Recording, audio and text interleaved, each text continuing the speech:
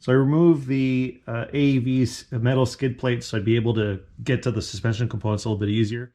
So the alignment procedure ends up being the same with whatever components. The only real difference is how you do it. So if you're using the stock, the drag link has a part up here. This one has 15 mil bolts that you would loosen and then you would turn. And depending on what direction you turn it, the steering wheel would turn and refine center. And then when it comes to the tie rod, there's an adjustment here. This one has a 16 mil lock nut. You'd loosen that, then you'd start turning this until you get the wheels to the alignment that you want. So what a lot of people do nowadays, at least Jeepers, what they tend to do is they do an alignment with tape measures.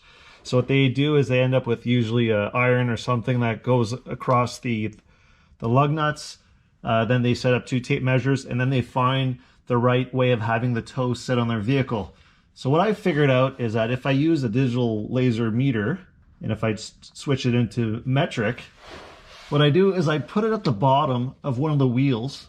It's important not to have any tire weights. And then I shoot it to the opposite side as close as I can to the same location. I take a measurement, then I repeat the same thing at the front of the vehicle, and I take another measurement. So depending on how well, I'll redo that because I think I got the lip. So if I measure, say there, then I'll measure over here.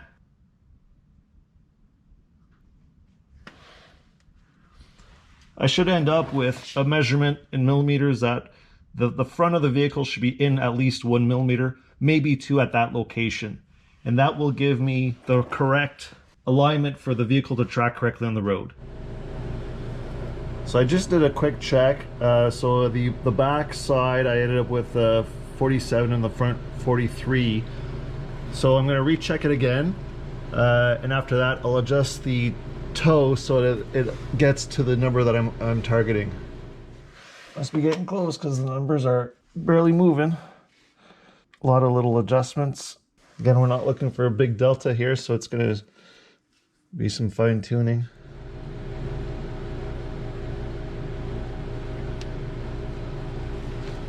So now I've got about 3 millimeters of delta.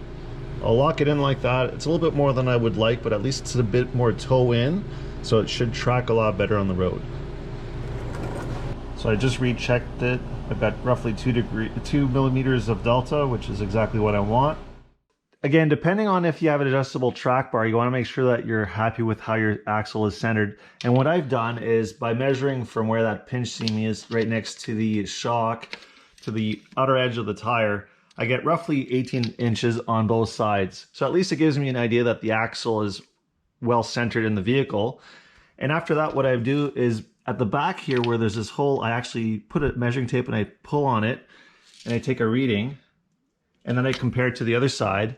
And in the front, I put my tape measure right above the sway bar and I measure it to the front of the tire. So what I'm going to do is I'm going to check both sides like that until I'm happy with the alignment of the front tires. And then I can start doing my first adjustment of the steering wheel. So I'm pretty happy with the way that the wheels are aligned. So what I've done is I've added a piece of tape at the top of the steering wheel so that as I'm turning it from outside the vehicle, I'll be able to see through the windshield it recentering itself. And once I'm kind of happy with what it looks like, the only way to really know is go for a drive. So I went for a test drive, and the first time around, it didn't feel right. Turned out that because I was doing the alignment with the tires off the ground, there wasn't any loading on the wheel bearings, the ball joints, whatnot. And it was actually 5 millimeters of toe in, which is way too much. So I changed it down to roughly 2, drove a lot better, had to readjust the steering wheel. And after a little bit of tweaking, going for another test drive, felt really good. Steering wheel seems to be at the right spot. I won't really know until I've had a chance to drive it on the highway with some different crosswinds. So I won't be reinstalling the front skid plate just yet because I'll probably have to recheck a few times to make sure that all those big fasteners are secure so that they don't wear themselves out.